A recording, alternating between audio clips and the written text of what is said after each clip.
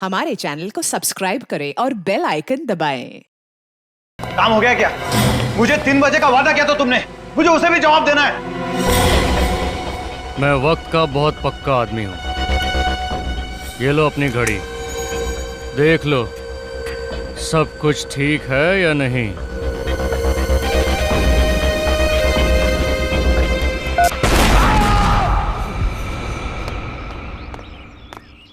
अरे भैया संभाल के, धीरे धीरे। देखो इसमें मेरी बहुत महंगी क्रॉकरी है, पढ़ो। ग्लास हैंडल विथ केयर, संभाल के लेके जाओ। चिंता मत कीजिए मैडम जी, कुछ नहीं टूटेगा। अरे चिंता कैसे ना करूं? इसमें से अगर एक भी सामान टूटा ना तो मैं तुमसे पैसे लूंगी। चलेगा। हाँ चलेगा, बात करने की तमीज नहीं है। अरे ये क्या है? मैंने आप लोगों से कहा था गाड़ी से सामान उतार कर सीधे अंदर ले जाना, यहाँ फैला दिया। चलिए टाइम मत वेस्ट करिए, ले जाइए अंदर। सारा सामान अंदर चाहिए मुझे, सीधे अंदर भाई। हाँ मेरी तो कुछ समझ में नहीं आ रहा है। अब क्या हुआ मिलानी? मुझे ऐसा लग रहा है कि इसमें कुछ सामान ज्यादा है। मिलानी तुम भी ना हमेशा परेशान रहती है। ये सारा सामान हमारा ही है। मगर ऐसा चलो चलो अभी अंदर चलो। कमाल करती हो तुम भी। अब मैं मुफ्त में कोई सामान क्यों देगा? तुम कभी मेरी बात नहीं सुनोगे। हद है। तो इसमें गलत क्या कहा? बस मिलानी, जब देखो तुम मेरे से झगड़ा करने का बहाना ढूंढती रहती हो। अब बहस बंद करो और ये सब सामान समेटो। जिसको जहाँ रखना रखो।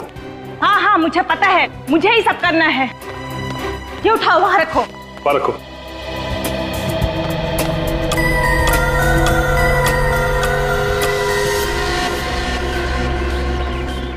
चलो चलो जल्दी लाओ सामान सब।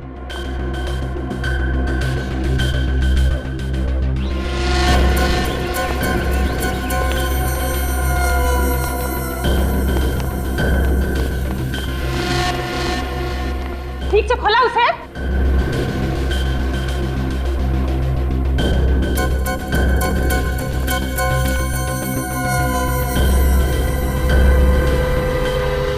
आप? जी मैं आरटीवी टेलीफोन एक्सचेंज से आया हूँ, आपके यहाँ ये टेलीफोन लगाना है। अच्छा आई कार्ड है आपके पास? हाँ जी।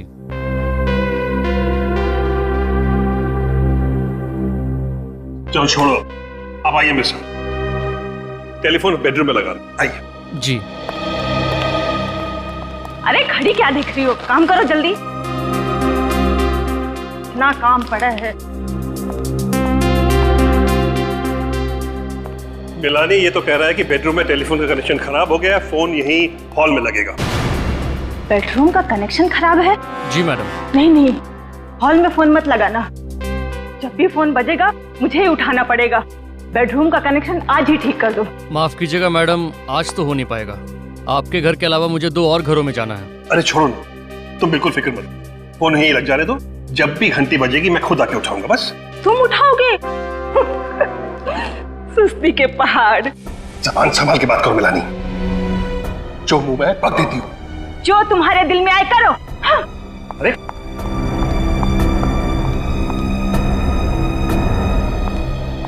छोड़िए, कुछ भी बक देती है। आप प्लीज अपना काम कीजिए।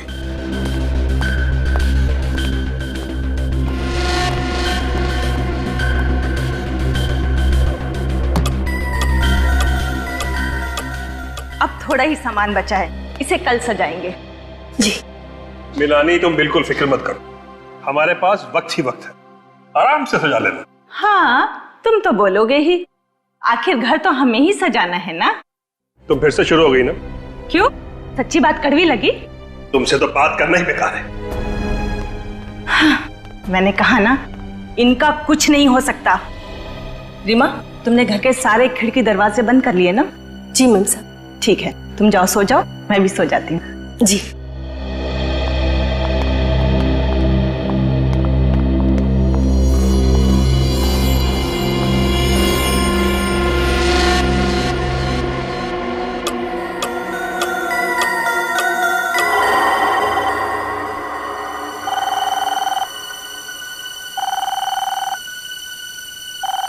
फोन की घंटी।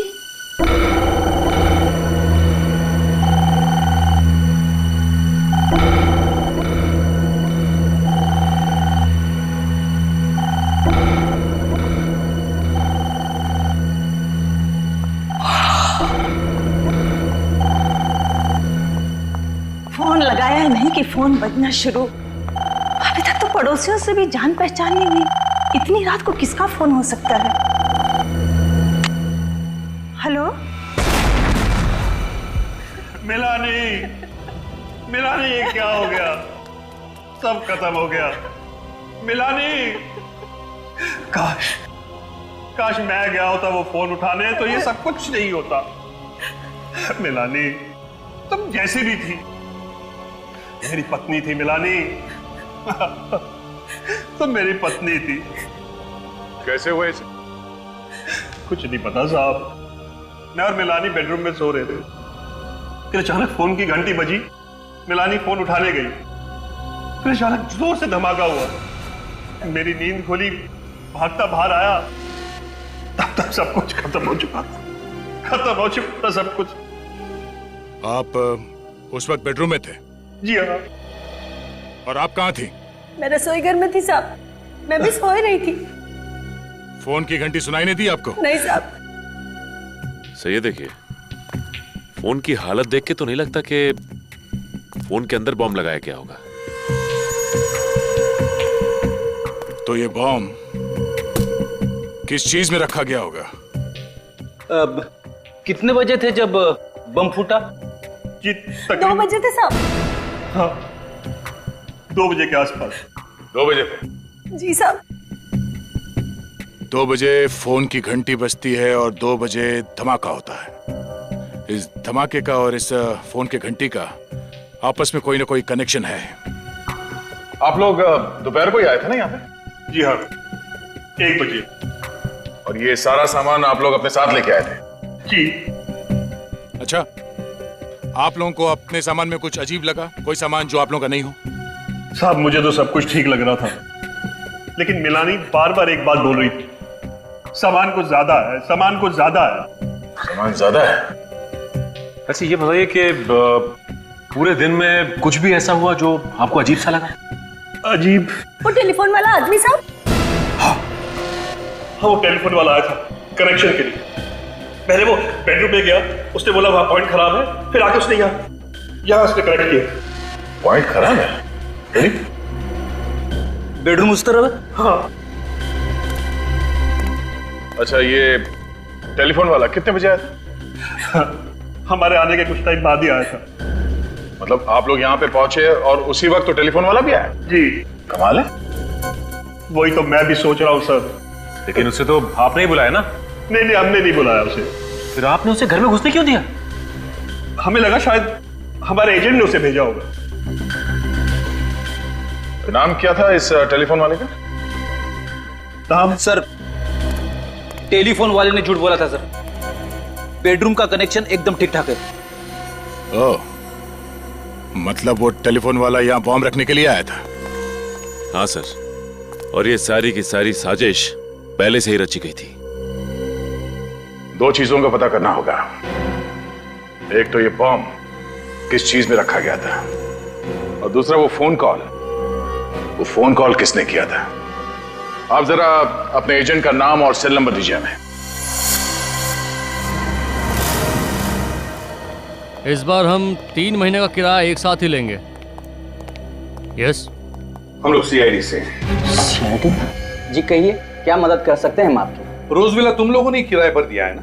रोज विला मड़ वाला? हाँ भाई, तुम दोनों ने ही किराए पे दिया था ना वो विला, प्रतीक और मिलानी को। हाँ, हमने ही किराए पे दिया था रोज विला, मगर प्रतीक और मिलानी को नहीं सर। क्या? एक मिनट, क्या कहा तुमने? प्रतीक और मिलानी को नहीं? नहीं सर। तुम लोगों ने ही दिया था ना 5 साल के किराए पर वो बंगला, वो रोज विला, प्रतीक और मिलानी को। ये कैसे हो सकता है सर? और कल रात उसी विला में बम फटने के कारण प्रतीक की बीवी मिलानी की मौत हो गई। क्या? ये क्या कह रहे हैं सर आप? सच्चाई यही है। हम पर विश्वास कीजिए सर, हमारे पास सारे रिकॉर्ड्स हैं। रोज विला तो हमने कानपुर में रहने वाले महंत और नताशा को किराए पे दिया था। महंत और नताशा को? हाँ सर। और सर, आप जिस प्रतीक और मिलानी की बात कर रहे हैं ना, उनको तो हमने मालवनी का लाल महल किराए पर दिया था। करण, तुमने क्या गड़बड़ी कर रखी यार? सारे पेपर्स तो तुमने ही बनवाए थे ना? अभी तुम मुझे जवाब दो। सर, मुझसे ही गलती हो गई शायद। दोनों लोग एक ही दिन मुंबई आ रहे थे और दोनों को घर लेने की इतनी जल्दी थी कि बंगलो देखे बगैर डील पक्की कर दी। बकवास मत करो। आजकल के जमाने में कोई प्रॉपर्टी देखे बिना डील करता है क्या? और इस केस में एक नहीं दो लोग, प्रतीक और महंत, बिना घर देखे वहाँ रहने चले जाएंगे। सर उन्होंने कहा कि वो किसी समस्या में उलझे हुए हैं, वो बंगला देखने नहीं आ सकते और अच्छा किराया भी देने के लिए तैयार थे, इसलिए हमने भी ज्यादा सवाल नहीं पूछे। सर इसीलिए कागजात बनाते वक्त मुझसे गलती हो गई और जल्दबाजी में बंगलों की अदला बदली हो गई। जल्दबाजी में बंगलों की अदला बदली हो गई। और वो बॉम्ब, रोज विला में जो बॉम्ब था, उसके बारे में क्या जानते हो? सर उस बम विस्फोट के बारे में हम कुछ नहीं जानते। ये रोज विला का असली मालिक कहाँ है? सर वो बेंगलोर में रहते हैं, वो पार्टी से मिले भी नहीं, उन्होंने पेपर साइन करके भिजवा दिए। ये कैसे समझौता है? बंगलों का मालिक किराएदार की जांच पड़ताल नहीं करता है, किराएदार बंगलो देखे बिना वहाँ रहने चला जाता है, ऐसा कभी होता है क्या? और एक बात बताओ, वो टेलीफोन वाला जो रोज विला में गया था, तुमने ही भेजा था उसे? नहीं सर। तो फिर किसने भेजा? सर रोज विला में तो टेलीफोन का लाइन हमने 15 दिन पहले शुरू कर दिया था, तो हम क्यों भेजेंगे टेलीफोन लाइन वाले को? तुम्हें कुछ नहीं मालूम है, सब पता चल जाएगा। सर ये रोज विला में महंत और नताशा रहने जाने वाले थे, तो इन लोगों से भी पूछताछ कर ही लेते हैं सर। हाँ मिलते हैं महंत और नताशा से, लेकिन अभिजीत पता लगाना पड़ेगा ये टेलीफोन वाला है कौन जो रोज विला में गया था। किस लिए गया था ये रोज विला में टेलीफोन वाला? राकेश ये कुल मिलाकर 50 डिफॉल्टर्स। एक काम करो, इन सब के पास एक आखिरी नोटिस भेजो और उसके बाद इनकी लाइन डिस्कनेक्ट कर दें। ठीक है सर।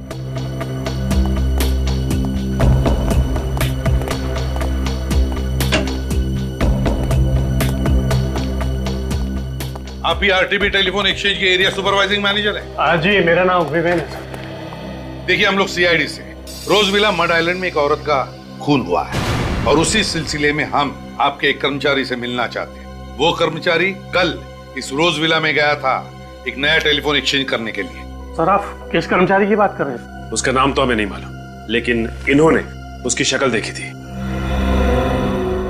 एक मिनट सर। मड आइलैंड के रोज विला में कल किसको नए कनेक्शन के लिए भेजा था? क्या 2 हफ्ते पहले नया कनेक्शन लग चुका है, ऑनलाइन चालू है? किसे भेजा था वहां पर? चंदर को। ठीक है उसे अंदर भेजो। विवेन साहब, ये हमें मालूम था कि रोज विला में 2 हफ्ते पहले ही एक नया कनेक्शन हो चुका है और फोन चालू है, इसीलिए हम इस कर्मचारी से, इस चंदर से मिलना चाहते हैं। आपने मुझे बुलाया सर? हाँ चंदर, ये लोग तुमसे मिलना चाहते हैं। साहब ये वो आदमी नहीं है जो कल रोज विला में आया था। ठीक से याद है ना तुम्हें? ये वो आदमी नहीं था? नहीं साहब, ये वो आदमी नहीं था। मैडम ने उसका आईडी भी चेक किया था। ये वो आदमी नहीं है? ये चंदर नहीं है? तो फिर चंदर जी तुम्हारे नाम पर कोई और कैसे गया था रोज विला में नया टेलीफोन कनेक्शन करने के लिए? कैसे गया था कोई और? क्यों? क्या तुमने तुम्हारा आइडेंटिटी कार्ड किसी और को दिया था? दिया था या नहीं? बताओ तुम्हारा आई कार्ड बताओ, बताओ तुम्हारा आई कार्ड। नहीं सर।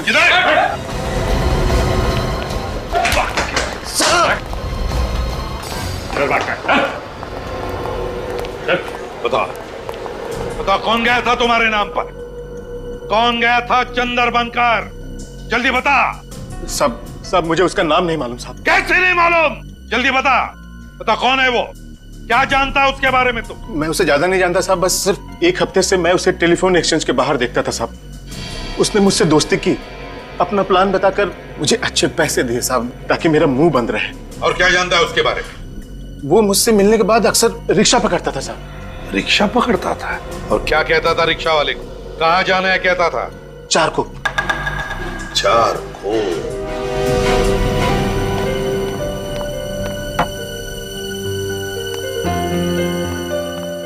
साहब जी खाना लगा दिया है, खा लीजिए, ठंडा हो जाएगा।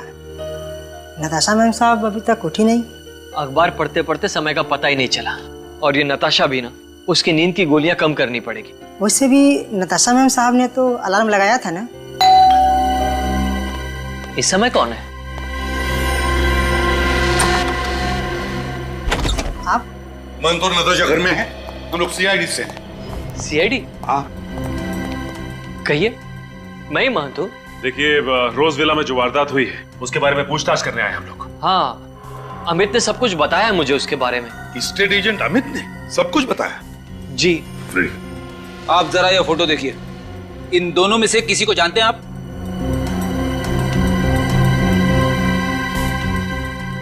नहीं। मांझी, ये मिलानी और प्रतीक है। जिस रोज विला में आप दोनों रहने जाने वाले थे, आपकी जगह ये गए और फिर आपको पता है क्या हादसा हुआ। ये प्रतीक और मिलानी है। ये सब उस दूसरे एजेंट करण की गलती की वजह से हुआ है। न वो बंगलों की अदला बदली करता और न ही ये सब कुछ होता। लेकिन मांझी, बात अलग है। हमें शक है कि रोज विला के बॉम्ब फटने से मिलानी की जो मौत हो गई, वो बॉम्ब प्रतीक और मिलानी के लिए नहीं बल्कि आप दोनों के लिए था। आप लोगों के लिए। हम लोगों के लिए? जी हाँ। लेकिन हमें कौन मारना चाहता है? नताशा कहाँ है? आपकी बीवी कहाँ है नताशा? वो तो सो रही है। गॉड, 2 बज गए और अब तक सो। नताशा! नताशा! नताशा! नताशा! नताशा! नताशा! छोड़ दीजिए मुझे, छोड़ दीजिए मुझे नताशा के पास जाना है। मांझी, थोड़ा आप नताशा के पास नहीं जा सकते। अगर आप गए तो कोई एविडेंस होगा तो नष्ट हो जाएगा। प्लीज, हम आपका दुख समझेंगे। प्लीज सचिन, फ्रेडी, देखो जरा गौर से, अच्छी तरह से देखो क्या मिलता है। नताशा,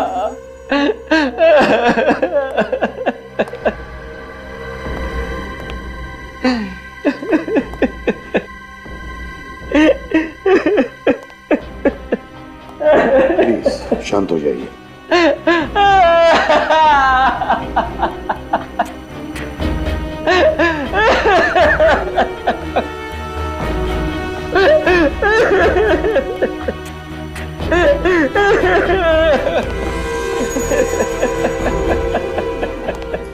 सर, घड़ी के टुकड़े, अलग अलग घड़ियों के। इतने सारे घड़ियों के टुकड़े? मांझी, नताशा के कमरे में इतनी सारी घड़ियां कैसे? नताशा को नींद से उठने में तकलीफ होती थी, इसीलिए उठने के लिए वो 3-3 घड़ियों में अलार्म लगाती थी। 3-3 घड़ियों? तो कहीं बॉम्ब ही नहीं, घड़ियों में तो नहीं फिट किया गया था। बात बताइए, क्या ये घड़ियां नताशा ने खरीदी थी? जी हाँ। कहाँ से खरीदी थी, आप बता सकते हैं? यही पास ही में एक दुकान है, नीड्स नाम की, वहीं से खरीदी थी। नीड्स? जरूर घड़ियों में कुछ गड़बड़ है। मिल गया। अरे साणुख्य, क्या पता चला, जरा हमें भी तो बता। अरे बॉस, सारा फर्नीचर इतना तहस नहस हो गया है कि मुझे फर्नीचर का एक एक टुकड़ा बहुत अच्छी तरह से चेक करना पड़ा, ये पता लगाने के लिए कि आखिर ये बम बना किस केमिकल से। ये देखो, ये है उस केमिकल का कार्बन चेन। कौन सा केमिकल है ये? सेस्पेक्स टॉक्सिन। सेस्पेक्स टॉक्सिन? हाँ, वैसे तो और भी केमिकल्स मिले हैं मुझे, लेकिन ये सेस्पेक्स टॉक्सिन केमिकल सबसे ज्यादा मात्रा में मिला। अब बॉस, ये सेस्पेक्स टॉक्सिन सबसे ज्यादा इस घड़ी पर मिला है। इतना ही नहीं, इस घड़ी पर मुझे उस बॉम्ब के डेटोनेटर के अंश भी मिले। इस घड़ी के टुकड़ों पर से? इसका मतलब है कि बॉम्ब घड़ी के अंदर फिट किया गया था। सर, कहीं ये घड़ी भी उन सामानों में से तो नहीं जिसे मिनाली ज्यादा सामान कह रही थी? हो सकता है। फ्रेडी, सचिन, काम करो, ये घड़ी के जितने भी टुकड़े हैं इन्हें जोड़ने की कोशिश करो। अब समझ में आ रहा है सर। जैसे इस घड़ी में 2 बजे इस घड़ी के अंदर रखा गया बॉम्ब ट्रिगर हुआ और फट गया। सर, ये कोई इत्तेफाक नहीं है कि रात 2 बजे फोन की घंटी बजती है, मिलानी उस फोन को उठाने के लिए हॉल में आती है और उसी वक्त बॉम्ब फट जाता है। हाँ अभिजीत, एक बहुत बड़ी साजिश है ये। बस पता लगाना चाहिए कि ये फोन किया किसने था, किसने किया था फोन। सर, मुझे तो इस काम वाली बाई पे शक है सर। उस टाइम से कहा था कि ठीक 2 बजे धमाका हुआ था, मगर उसने कोई घड़ी नहीं पहन रखी थी, तो एग्जैक्टली धमाका कितने बजे हुआ उसे कैसे पता? इस काम वाली बाई से फिर से पूछताछ करनी पड़ेगी। लेकिन एक बात तो पक्की है कि बॉम्ब घड़ी में ही फिट किया गया था और जैसे ही घड़ी में रात के 2 बजे धमाका हो गया और मिलानी मर गई। एक बात और बॉस, ठीक ऐसा ही घड़ी वाला बॉम्ब सेम कॉम्पोजिशन का मुझे नताशा के घर के सामान में भी मिला है। और सर, इन दोनों बॉम्ब्स में से ये जो कीले, कांच और मेटल के टुकड़े मिले, ये तो किसी भी हार्डवेयर शॉप में से बड़ी आसानी से मिल सकते हैं। मतलब ये बॉम्ब देसी बॉम्ब है, क्रूड बॉम्ब? हाँ, ये क्रूड बॉम्ब ही है और इसे बनाने वाला जरूर कोई नौसिखिया होगा, लेकिन हाँ, उसे इंजीनियरिंग की बड़ी अच्छी जानकारी होगी, क्योंकि इसने घड़ी की सुई को ही बॉम्ब का ट्रिगर बना लिया। इंजीनियरिंग की जानकारी मतलब दोनों बॉम्ब एक ही तरीके से बनाए गए, एक ही तरीके से। पहला बॉम्ब फटा, मिलानी की मौत हो गई और बिल्कुल 24 घंटे के अंदर ही अंदर दूसरा घड़ी का बॉम्ब फटा और नताशा की मौत हो गई। लेकिन एक बात है, ये सब कुछ जो हुआ वो उस करण, उस स्टेट एजेंट की गलती की वजह से, उसकी गलती की वजह से घर की अदला बदली हो गई। मिलानी भूल से रोजविला मतलब नताशा के घर में पहुंच गई और नताशा मिलानी के घर में। इसका मतलब है कि खूनी ने बॉम्ब नताशा के लिए बनाया था, नताशा के लिए, मिलानी के लिए नहीं। और जब उसे पता चला कि नताशा जिंदा है तो ठीक वैसे ही बॉम्ब से उसने नताशा को भी मार दिया। तो ये देखिए, इस घड़ी के इस टुकड़े पे स्टिकर लगा हुआ है, लेकिन कुछ समझ में नहीं आ रहा कि क्या लिखा है इस पे। 1 मिनट में देखूं।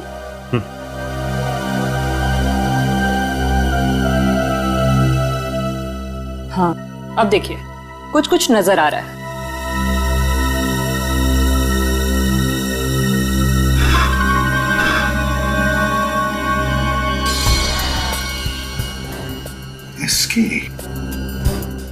एसके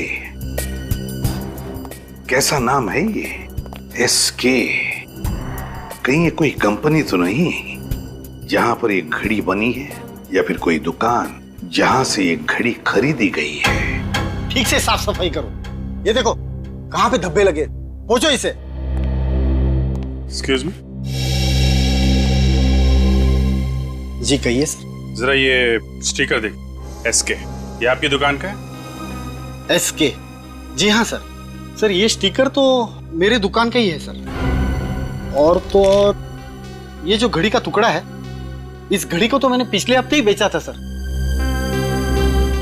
आपकी इस घड़ी में एक हथियारे ने बॉम्ब फिट किया था और उस बॉम्ब के फटने से एक औरत की मौत हो गई। ये क्या कह रहे हैं सर आप? बिल्कुल ठीक कह रहे हैं। आपको याद है किसको बेची थी आपने ये घड़ी? हाँ सर, एक आदमी आया था सर इसे खरीदने के लिए। ये देखो, वो आदमी ये था। हाँ सर, ये तो वही आदमी है सर। अच्छा, इसका नाम पता कुछ मालूम है आपको? नहीं सर, ये तो नहीं पता। कुछ और बता सकते हैं इस आदमी के बारे में? हाँ सर, याद आ गया। घड़ी खरीदते वक्त वो किसी से फोन पे बात कर रहा था सर। किससे बात कर रहा था सर? ये तो पता नहीं। अच्छा, आपने उसकी बातें सुनी? क्या कह रहा था, कुछ याद है?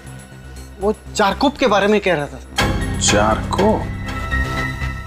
सर, इस चंदर ने भी तुम्हें बताया था कि टेलीफोन एक्सचेंज के बाहर जो आदमी उससे मिलने आता था, वो भी रिक्शा वाले से चारकोप भी चलने के लिए कहता था।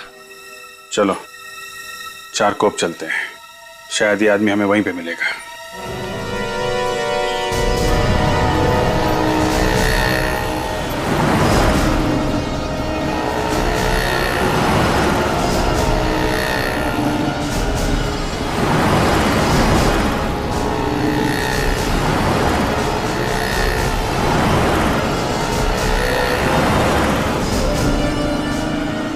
सर, कुछ नहीं पता चला। सर, उधर किसी को कुछ नहीं पता। कमाल है। एक दुकान सामने है, उससे पूछते हैं।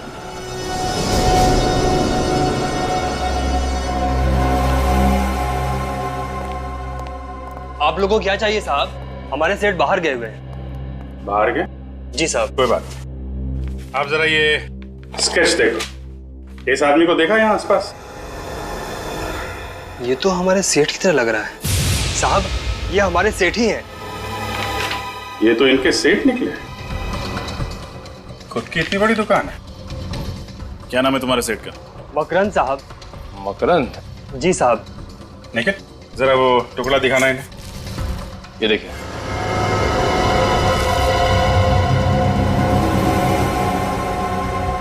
ये आपको कहाँ से मिला?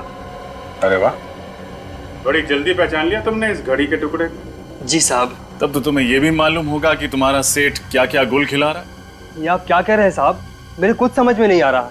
समझ में नहीं आ रहा? ये टुकड़ा जब घड़ी हुआ करता था तो तुम्हारे साहब ने इसमें बॉम्ब फिट किया था, जिसकी वजह से 2 औरतों की जान चली गई, समझे तुम? क्या? मेरे सेठ और बॉम्ब? हाँ, बॉम्ब। और तुम तो ऐसे चौंक रहे हो जैसे तुम्हें कुछ मालूम ही नहीं है। साहब, मैंने मकरंद साहब को घड़ियां लाते हुए और ले जाते हुए देखा था। अच्छा, कहाँ लेके आते थे घड़ी? कहाँ रखते थे? वहाँ पीछे कमरा है, मकरंद साहब घड़ियों को उसी में रखते थे। चलो देखते हैं वो कमरा। दिखाओ, कहाँ पे है? आइए साहब। देखो लाइट का स्विच कहाँ पे है? सर। साहब, मकरंद साहब ने कभी हमें इस कमरे के अंदर आने नहीं दिया। वो हमेशा इसे बंद ही रखते थे।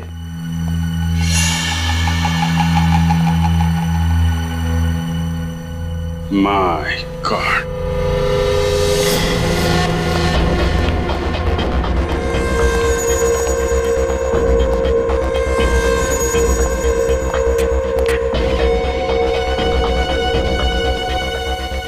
बॉम्ब बनाने का सामान। सर, इसका मतलब मकरंद यहीं बैठकर बॉम्ब्स बनाता था, घड़ियों के अंदर फिट करता था।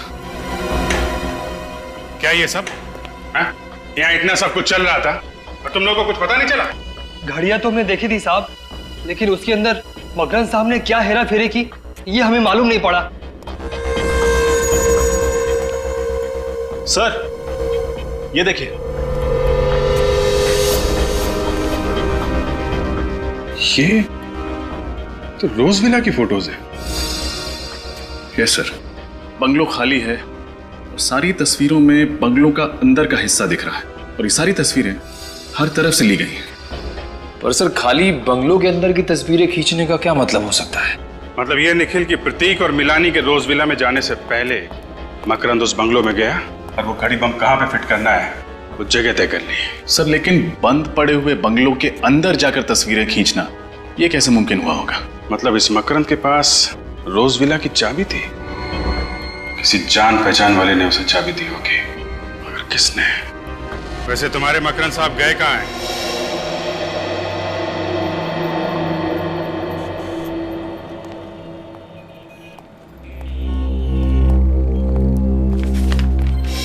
ये आप ही की दुकान का बिल है? जी सर, ये बिल मेरी ही दुकान का है। तो फिर इस पर जो 3 घड़ियां बेची गई है नताशा को, वो किसने बेची? शायद सोहन ने ये घड़ियां बेची थी सर। तो बुलाओ इस सोहन को। वो आज काम पे नहीं आया सर। काम पे नहीं आया? क्यों? देखिए ना, परसों ही उसे काम पे रखा था और कल से गायब है। परसों काम पे रखा, परसों उसने घड़ियां बेची और कल से काम पे नहीं आ रहा है? कमाल है सर। लेकिन सर, जो घड़ियां नताशा जी को उसने बेची थी वो हमारे स्टॉक में थी ही नहीं। क्या मतलब है आपका? वो घड़ियां सर, घड़ियां। मैंने उसे पूछा भी कि वो घड़ियां कहाँ से लाया, तो उसने बताया कि हमारे स्टॉक में ही पड़ी थी। अगर तुम्हारे स्टॉक में नहीं थी तो फिर तुमने माना कैसे? अब सर, नताशा जी को वो पसंद आ गई थी, माल बिक रहा था, पैसे आ रहे थे, तो मैंने बहस नहीं की। तुम्हारी इस लापरवाही की वजह से क्या हुआ मालूम है? नताशा की मौत हो गई। Sorry sir. सॉरी अभिजीत, ये सोहन जानता था कि नताशा यहीं पर आएगी, इसी दुकान में, तो 3 घड़ियां खरीदने के लिए।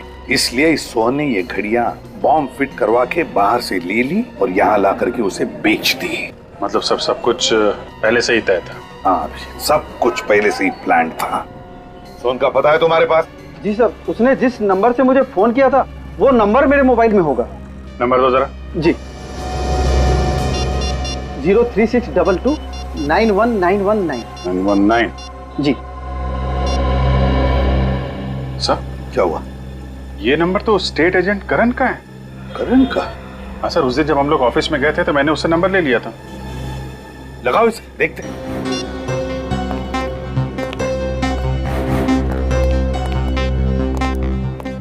नहीं सर, फोन बंद आ रहा है।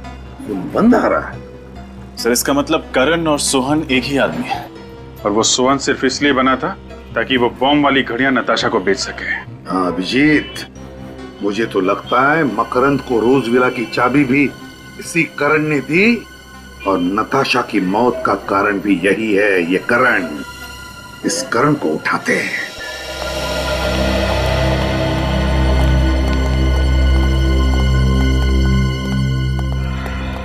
आप लोग? करण कहाँ है? आपको मालूम नहीं सर? क्या मालूम नहीं? करण की आज सुबह मौत हो गई। क्या? करण की मौत हो गई आज सुबह? कैसे? एक्सीडेंट, ट्रक ने उसे उड़ा दिया। वो हॉस्पिटल तक भी नहीं पहुंच पाया बेचारा। एक्सीडेंट या खून? क्यों एक्सीडेंट या खून? अभिजीत, मुझे तो यही लगता है ये एक्सीडेंट नहीं खून है। खूनी को पता चल गया कि हम करण को उठाकर उससे सच उगलवा लेंगे, तो उसने उसका खेल ही तमाम कर दिया। अच्छा ये बताओ, ये जो बंगलो आपस में बदले थे, ये गलती सिर्फ करण की थी या फिर? नहीं सर, वो सिर्फ करण की वजह से हुई थी। फिर भी तुम कुछ जानते हो, हमें पता है। क्या जानते हो बताओ जल्दी। देखो घबराओ मत, सच सच बताओ तो तुम्हें कुछ नहीं होगा, कोई कुछ नहीं करेगा तुम्हें। बताओ क्या जानते हो। देखिए सर, वो पिछले 2 दिन से काफी डरा हुआ था। उसके मन में कोई राज था। राज? कैसा राज? वो राज बताने से पहले उसकी मौत हो गई। क्या जानता था ये करण जिसकी वजह से उसकी मौत हो गई? करण के घर की तलाशी लेते हैं सर। सर वो इतना डरा हुआ था कि 2 दिन से ऑफिस में ही सो रहा था। क्या? 2 दिनों से वो ऑफिस में ही सो रहा था? वो घर गया ही नहीं? घर गया ही नहीं। करण 2 दिनों से घर गया ही? ये क्या है अभिजीत? पिछली बार जब हम यहाँ आए थे तब तो ये पेंटिंग नहीं थी, है ना? हाँ सर, ये 2 दिन पहले ही खरीदी है। किसने? करण ने। 2 दिन पहले करण ने ये पेंटिंग खरीदी? 2 दिन पहले? है ना बड़ी अजीब बात। एक आदमी जिसके सिर पर मौत मंडरा रही है, जो 2 दिन से डर के मारे अपने घर नहीं जाता लेकिन ऑफिस में सोता है, वो आदमी 2 दिन पहले ये पेंटिंग खरीदता है। क्यों क्यों खरीदता है ये पेंटिंग? है अच्छी है पेंटिंग, लेकिन है क्या इसमें जो करण ने इसे खरीदी? खोलकर देखे क्या?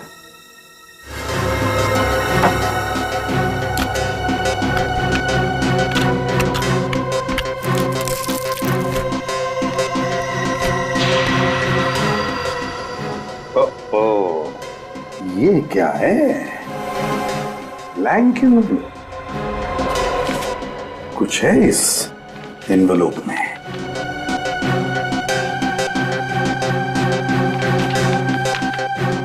माय गॉड, तो ये है वो राज जो करण जानता था और जिसकी वजह से उसकी जान चली गई, जिसकी वजह से नताशा का खून हुआ और जिसकी वजह से मिलानी मर गई।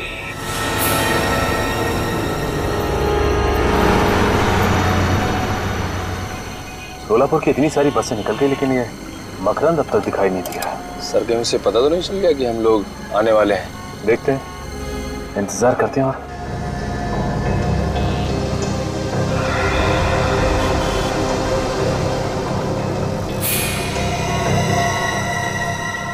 वो देखो नहीं, चश्मे वाले के बगल में वो आदमी बिल्कुल मकरंद जैसा लग रहा है। हाँ सर, शायद ये मकरंद ही है। चलो जल्दी आओ।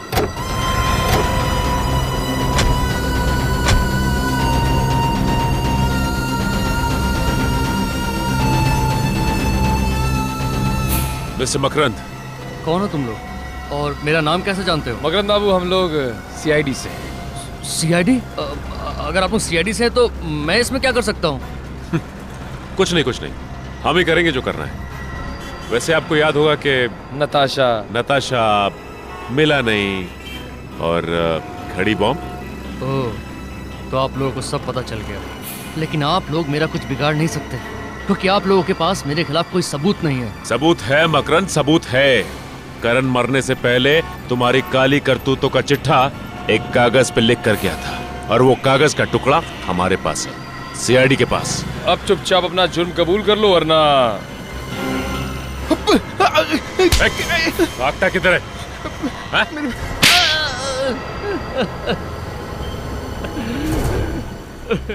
हाँ, मैं ही जिम्मेदार हूँ मिलानी, नताशा और करण के खून का। ये सारे खून तुमने किए क्यों? पैसों के लिए। करण को किसी तरह पता चल गया कि मुझे बॉम्ब बनाने आता है। बस उसने मुझे ढूंढ निकाला और कहने लगा कि एक आदमी है जो मुझे घड़ी बम बनाने के लिए मुंह मांगी रकम देगा। और फिर तुमने बड़ी सफाई से तो फोन मिलानी के घर के हॉल में फिट कर दिया ताकि वो फोन उठाने आए और उसकी मौत हो जाए। हाँ। पहले मैंने रोज विला के अंदर घुसकर अच्छी तरह जांच पड़ताल की और फिर जिस दिन प्रतीक और मिलानी वहां रहने आए, मैंने चुपके से वो घड़ी वाला कार्टून टेम्पो के अंदर रख दिया। और बाद में जब मैं टेलीफोन वाला बनकर अंदर गया तो उस वक्त मैंने देख लिया कि घड़ी वहीं लगी हुई है। तब मैंने ये ठान लिया कि मैं फोन हॉल में ही लगाऊंगा। और जिस दुकान से नताशा ने घड़ियां ली थी उसमें भी बम मैंने ही लगाया था। और करण की मौत को तुमने बड़ी सफाई से एक्सीडेंट का रूप दे दिया। करना पड़ा, क्या करता। वो आप लोगों के सामने अपनी जबान खोलने वाला था, इसलिए उसे भी रास्ते से हटाना ही पड़ा। और ये सब कुछ करने के लिए तुम्हें पैसे किसने दिए? पैसे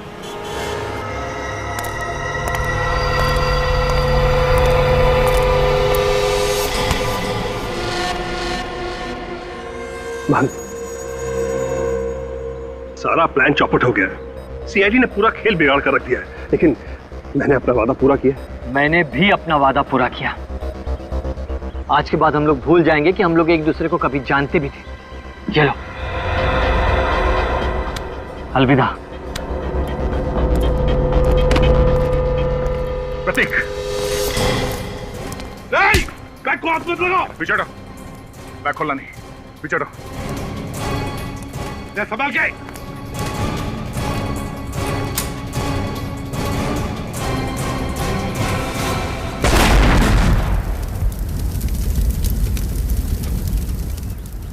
गद्दार, तूने मुझे मारने की कोशिश की। मैंने कुछ भी नहीं किया। ये सब इसी का किया हुआ है। झूठ बोल रहा है सर। दरअसल ये आप लोगों को भटकाने की कोशिश कर रहा है। प्लान इसी का था, इसी ने बनाया था। ये बोल रहा है साहब। मैं बता दूं। झूठ बोल रहा है ये। अरे कमाल कर रहा है। मैंने कुछ नहीं किया साहब। मेरा ये झूठ बोल रहा है। इसने क्या किया और क्या नहीं अभी पता चल जाएगा।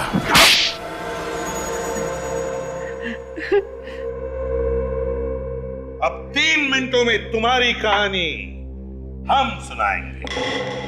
मिलानी, नताशा, करण, तीन लोगों का खून किया है तुम लोगों ने। और तुम लोगों ने सीआईडी को झूठ बोला। हमारे सामने एक दूसरे को पहचानने से इनकार कर गए। हाँ, मगर तुम लोग 1999 से एक दूसरे को जानते थे। तुम लोगों ने मिलकर एक फैक्ट्री शुरू की और जब धंधे में नुकसान हुआ तो दोनों अलग अलग हो गए। प्रतीक तुम गए दार्जिलिंग और महंत तुम गए कानपुर। क्यों?